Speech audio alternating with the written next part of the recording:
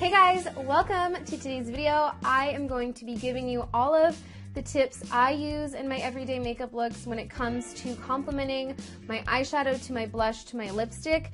This topic isn't exactly like a super intense topic that requires like all of these tips and all of this strategy. It's mainly an experimental thing, but I know that it's really hard to find your starting point when it comes to this, and I personally used to worry, like, is this gonna look dumb? Does it look cool? I didn't really know where to start, but I got my bearings, so I wanted to just give you guys all of the tips that I use on an everyday basis, as well as show you some color pairing examples so that you also have some starting points to work with. So yeah, I'm gonna start out with ultra basics. This is for those of you who may just now be getting comfortable with wearing multiple levels of color at once. I know a lot of us tend to like wear just blush, lipstick, eyeshadow, contour. That's what we feel comfortable with.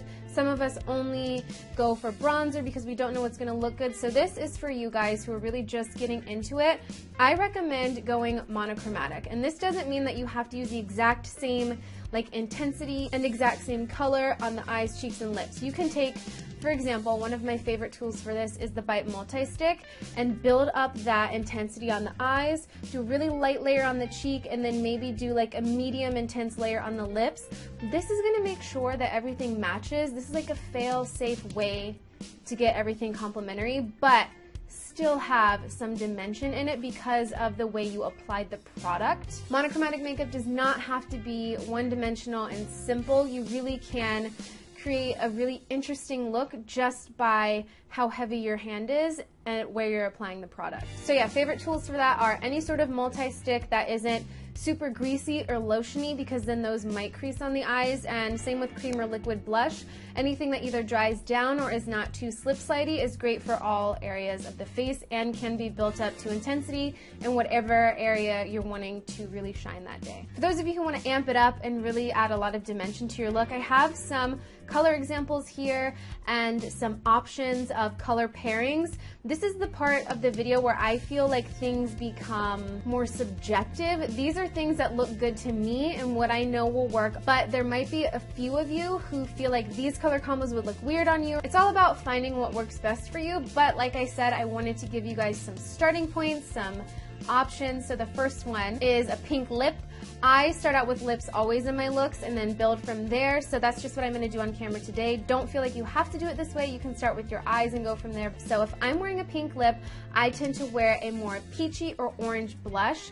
The tip with this is you want to pick blushes or lipsticks or eyeshadows that are all in the same tonal family, but they don't all have to be the same color. So with a pink lip, you can do an orange blush, and then on the eyes, do anything else that's slightly warm, and that is going to give you a very complementary look. If you do anything too cool toned on the eyes, it's going to add more of an edge to your look. It may not look uncomplimentary, but it will add more of a unique vibe to your look, so just keep that in mind. Red lips or red eyeshadow I find look so amazing with a dusty pink cooler toned blush.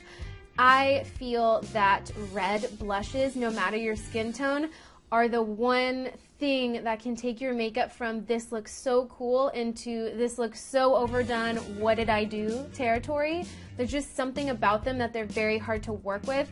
I actually recommend, if you're going to go for a more red, like a true red blush, even if it's just like a light wash of it, keep your eyes and lips more neutral, just because it really can accidentally overdo your whole face. And then I always hate like having to like take off blush or like panic and pat the concealer on. But dually, dusty pink on the cheeks really makes those red shades pop because it doesn't compete with them. It just is there more as like the filler, the finisher of the look, and doesn't make them look as though they're taking over your face. Moving into bold and more dimensional looks, when I go bold, it's either on the eyes or lips. It's never everything. So I tend to do a lot of experimenting here.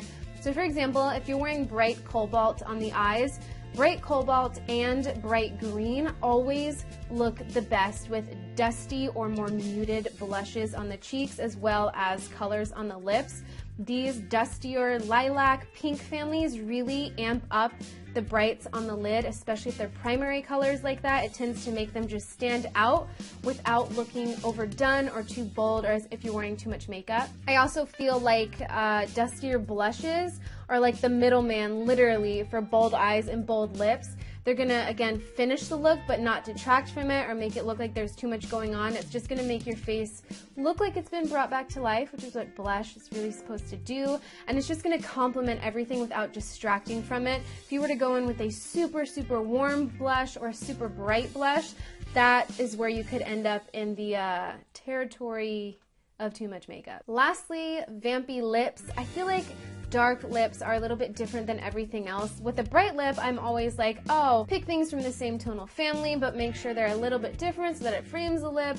But with a vampy lip, I always try to look at the undertone of that, and if it's warm, I will try to match my blush to my lip color, but in like 10 shades lighter. So if you're wearing like a dark berry lip, that's very dark but still has that bright pop of berry, I recommend using a matching blush that is a lot lighter. I recommend using something like a rich pink color that has a lot of warmth to it, something that's gonna pull those tones out of the berry shade on your lips. It's really gonna help make it pop. If you go too dusty with vampy colors on the lips or eyes or both, it can tend to make your face look very muddy and very dull. I feel like you need something more rich and colorful on the cheeks. However, if you're someone who really likes the look of like a dusty blush, a vampy lip, and gray on the eyes for winter, I would recommend really amping up the highlight and almost going into a full-on like glossy strobing effect. This is going to allow you to get away with kind of not muddy, but just a very desaturated vibe on the whole face, but that highlight is really gonna bring the life back in your face rather than having the blush do it, and I feel like the highlight is just gonna help tie in all of those muted tones together. That is all I have for you today. I really hope that you learned something from this and found it helpful. Like I said, this topic was a bit tricky for me to finally like narrow down because it is so subjective. What I say is a cute way to do something might be someone's opposite of cute. So it's really all about experimenting and figuring out what looks good on you, but I really hope that you use this as a good starting point or whatever for examples of complementary situations that would look good on you regardless of your skin tone. But yeah, thank you so much for tuning in. I really appreciate it, and we will chat again in my next video.